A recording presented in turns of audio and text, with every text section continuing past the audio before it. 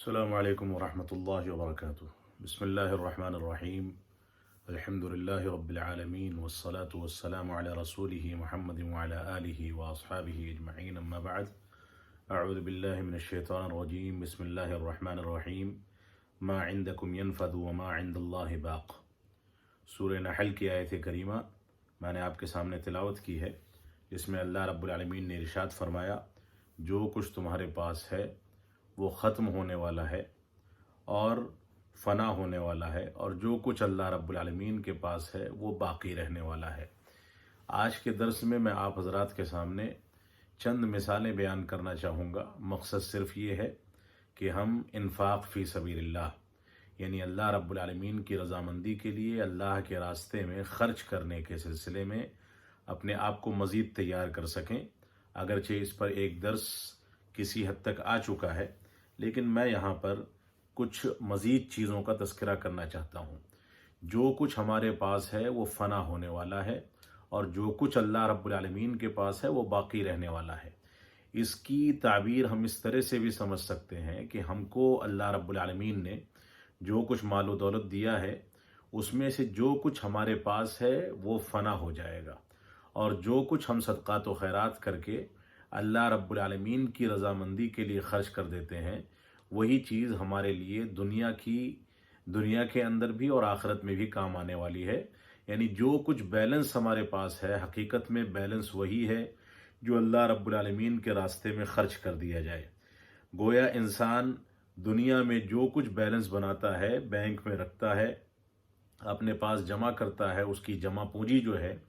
وہ تباہ ہونے والی ہے، ختم ہونے والی ہے، اور جو کچھ فقراء اور مساکین میں اور اللہ رب العالمین کے راستے میں خرچ کرتا ہے وہ چیز اس کے لیے باقی رہنے والی ہے۔ اس وجہ سے ہمیں اس چیز پر دھیان دینا چاہیے کہ ہم اللہ رب العالمین کی رضامندی کے لیے اس کا دیا ہوا مال خرچ کریں۔ اس سلسلے میں بہت ساری مثالیں ہمارے سامنے ہو سکتی ہیں۔ ہمارے سامنے یہ بھی چیز ہے کہ اللہ رب العالمین نے ہم کو اس بات کا حکم دیا کہ ہم لوگ اللہ رب العالمین کی رضامندی کے لیے فقراء اور مساکین کا خیال کریں اور صحیح انداز کی زندگی گزاریں۔ حقیقت یہ ہے کہ اللہ رب العالمین نے ہم کو اس بات کے لیے بار بار قرآن مجید میں ابھارا ہے، اور رسول اکرم صلی اللہ علیہ وسلم بھی اس بات پر ہم کو ابھارتے ہیں، اور اللہ کے نبی صلی اللہ علیہ وسلم کی پوری زندگی اسی بات سے تعبیر ہے کہ آپ فقراء اور مساکین کا بھرپور خیال کیا کرتے تھے۔ آپ کے گھر میں کھانے پینے کا، استعمال کا، اور جو کچھ بھی سامان ہوا کرتا تھا وہ فقراء اور مساکین آ کر کے لے جایا کرتے تھے۔ آپ بڑے سخی تھے، یہاں تک کہ بسا اوقات بعض صحیح روایات میں یہاں تک ملتا ہے کہ کسی نے آ کر کے آپ سے سوال کیا کہ اس وادی میں جتنی بکریاں ہیں وہ مجھ کو دے دیں، تو اللہ کے نبی صلی اللہ علیہ وسلم نے اس کو عنایت فرمائی اور فرمایا کہ اگر میرے پاس اس کے علاوہ مزید ہوتی تو وہ بھی میں اللہ رب العالمین کے راستے میں خرچ کر کے فقراء اور مساکین کے اندر پورا لٹا دیتا اور اس کو خرچ کر دیتا۔ اللہ رب العالمین کا فرمان ہے وَأَنفِقُوا مِمَّا رَزَقْنَاكُمْ مِن قَبْلِ أَن يَأْتِيَ أَحَدَكُمُ الْمَوْتُ فَيَقُولَ رَبِّ لَوْلَا أَخَّرْتَنِي إِلَىٰ أَجَلٍ قَرِيبٍ فَأَصَّدَّقَ وَأَكُن مِّنَ الصَّالِحِينَ وَلَن يُؤَخِّرَ اللَّهُ نَفْسًا إِذَا جَاءَ أَجَلُهَا وَاللَّهُ خَبِيرٌ بِمَا تَعْمَلُونَ۔ سورہ منافقون کی آیت کریمہ ہے۔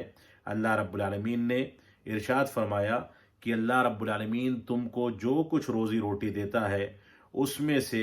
تم اللہ رب العالمین کے راستے میں خرچ کرو، اس سے پہلے کہ تم کو موت آ جائے، اور اس کے بعد تم یہ کہتے پھرو کہ کاش اللہ رب العالمین نے مجھ کو مزید مہلت دی ہوتی اور اس مہلت کے نتیجے میں مزید خرچ کر سکتا، اور اس کے بعد صالح اور نیک لوگوں میں میرا شمار ہونے لگتا۔ اللہ رب العالمین نے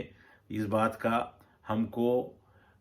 بات کا حکم دیا ہے کہ ہم اللہ رب العالمین کی روزی روٹی میں سے خرچ کریں۔ اسی طریقے سے صحیح بخاری کی روایت ہے، اللہ کے نبی صلی اللہ علیہ وسلم ارشاد فرماتے ہیں تصدقوا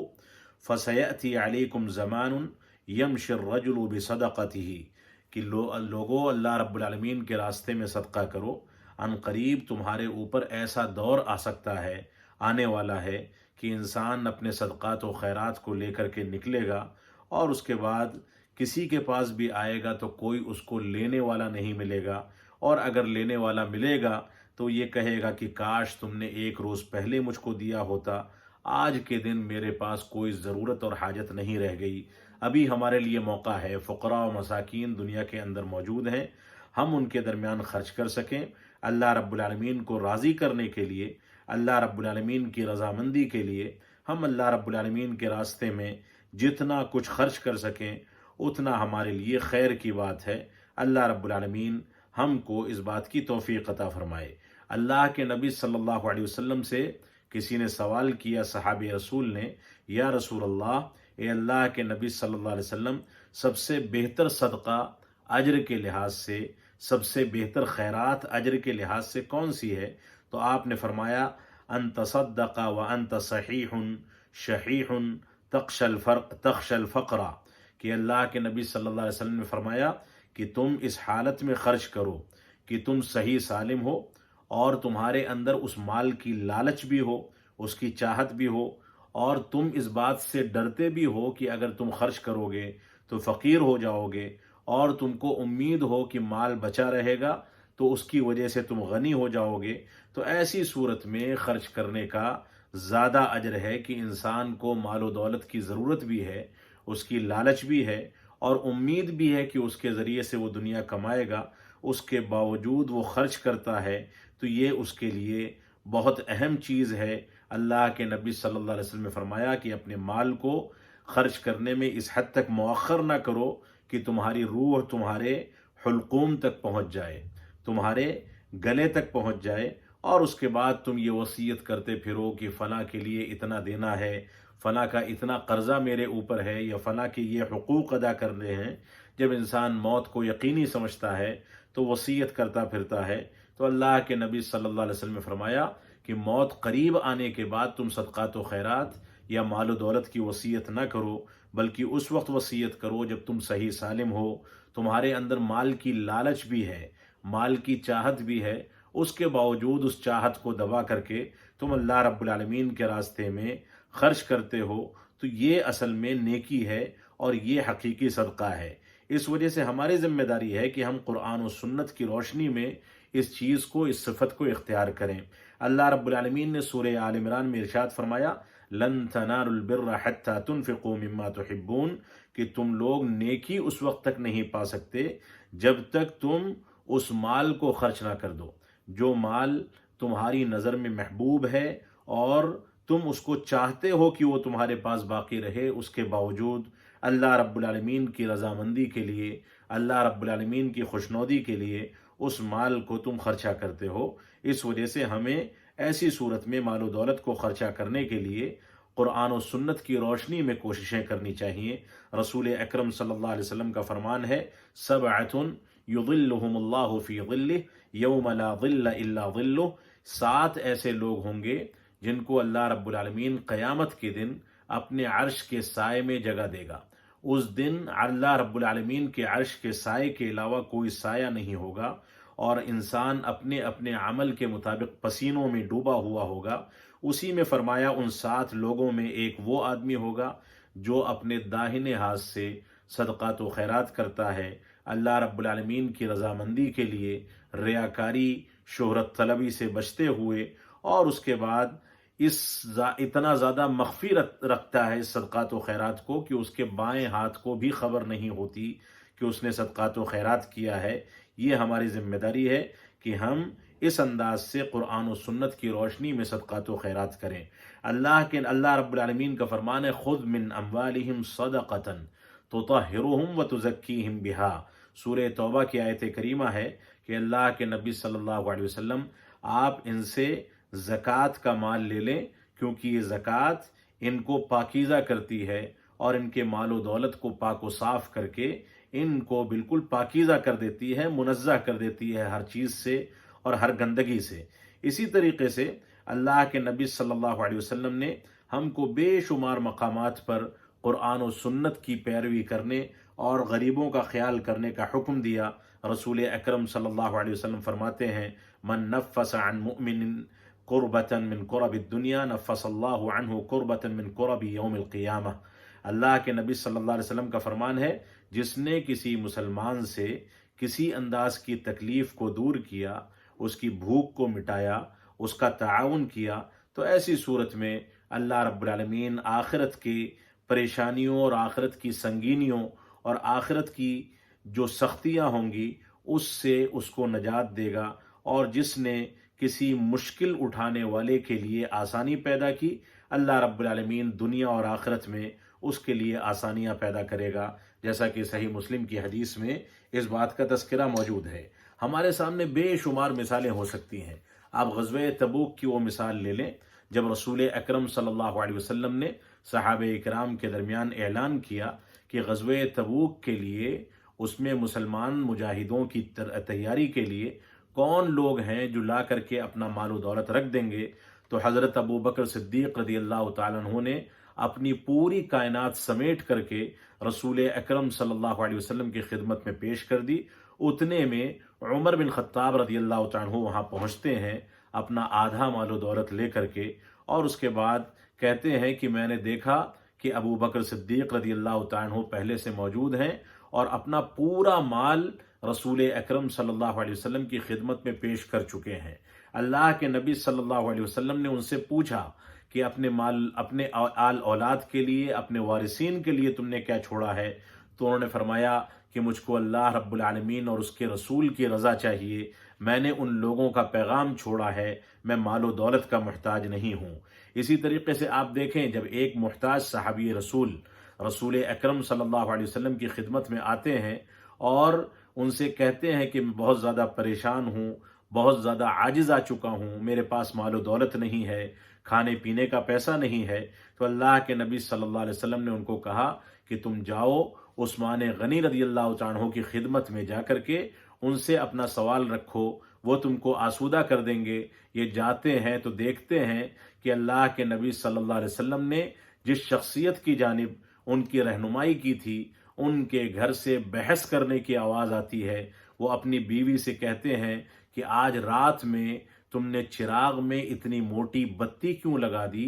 कि 2 रात का तेल 1 रात में जल गया। ये हमारे असलाफ थे, इन लोगों ने फ़ुक़रा और मसाकीन की खिदमत के लिए पूरे ख़जाने खोल दिए, लेकिन अपनी ज़ाती और निजी ज़िंदगी में ये लोग बड़ी किफ़ायत शारी से काम करते थे। वो वापस आते हैं, अल्लाह के नबी सल्लल्लाहु अलैहि वसल्लम से कहते हैं कि अल्लाह के नबी सल्लल्लाहु अलैहि वसल्लम वो मेरा ताउन क्या करेंगे, वहाँ तो ये कैफियत है। तो अल्लाह के नबी सल्लल्लाहु अलैहि वसल्लम ने फरमाया कि नहीं, तुम जाओ, वो तुमको आसूदा करेंगे। और आखिरकार वो गए और जाने के बाद उनको उनका मतलूबा माल मिला, उनका ताउन मिला और वो आसूदा होकर के वापस आए। इसी तरीके से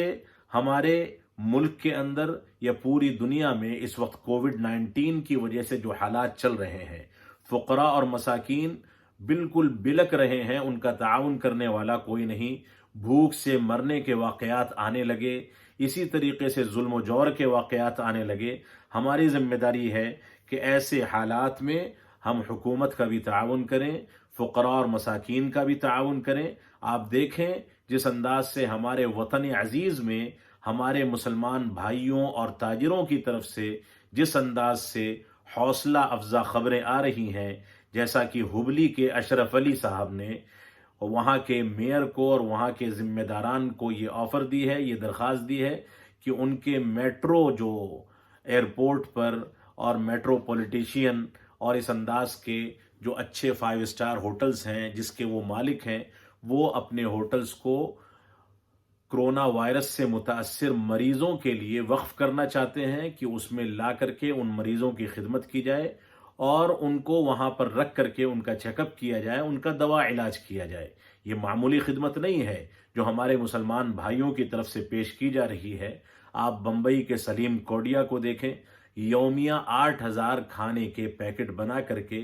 फ़ुक़रा और मसाकीन में पूरी सफाई के साथ और भीड़ भाड़ और गैदरिंग से बचते हुए वो तकसीम कर रहे हैं बम्बई और महाराष्ट्र के मुख्तलिफ इलाक़ों में। ये अल्लाह रब्बुल आलमीन का फ़ज़ल है। इसी तरीके से आप देखें हमारे तालीमी इदारों ने, मदारिस इस्लामिया ने, बिलखुसूस दारुल उलूम देवबंद ने ये ऐलान किया है कि वो अपने मदरसे की इमारतों को इस अंदाज के मरीज़ों के लिए वक्फ करने को तैयार है। और मैं समझता हूँ कि अगर ज़रूरत पड़ती है, ابھی تک اتنی زیادہ ضرورت تو اللہ رب العالمین کے فضل سے نہیں ہے کہ حکومت کو پرائیویٹ عمارتوں کے اندر ان مریضوں کو رکھنا پڑے. ابھی امکانات موجود ہیں، لیکن اگر ضرورت پڑتی ہے تو ہندوستان کے ہر شہر میں، ہر صوبے میں اور ہر علاقے میں، ہر محلے میں یہ مدارس موجود ہیں. ان مدارس کے دروازے مدارس کے ذمہ داران یقینی طور پر کھولیں گے، کیونکہ ان لوگوں نے ملک کی ہمیشہ خدمت کی ہے. اللہ رب العالمین ان کو اس پر ثابت قدمی کے ساتھ آگے بڑھنے کی توفیق عطا فرمائے. آپ دیکھیں ملک کے اندر دوسرے تاجروں نے پہل کی ہے. ملک کے اندر اسی اوکھلا اور جامعہ نگر کے علاقے میں بہت سارے ایسے سرمایہ دار موجود ہیں جو فقراء اور مساکین تک کھانا پینا اور دوسرے ضرورت کے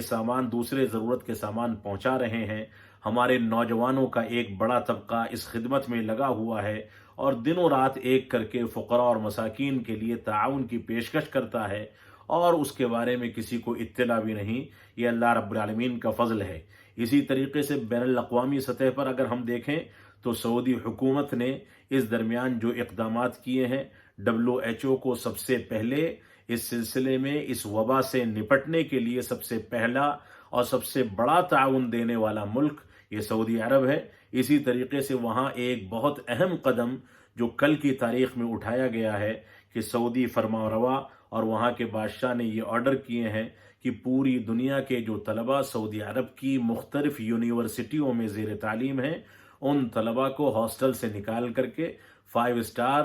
اور اونچے معیار کے ہوٹلوں کا ایک کمرہ دے دیا جائے. وہ تنہا اکیلے ایک کمرے میں رہیں، وہاں کھانے پینے کا انتظام کیا جائے تاکہ وہ اس انداز کی وبا سے بچ سکیں اور مستقبل میں پوری دنیا میں تعلیمی کاز کو آگے بڑھا سکیں. اسی طریقے سے تمام ملکی و غیر ملکی جو بھی افراد سعودی عرب کے ملک کے اندر زیر علاج ہیں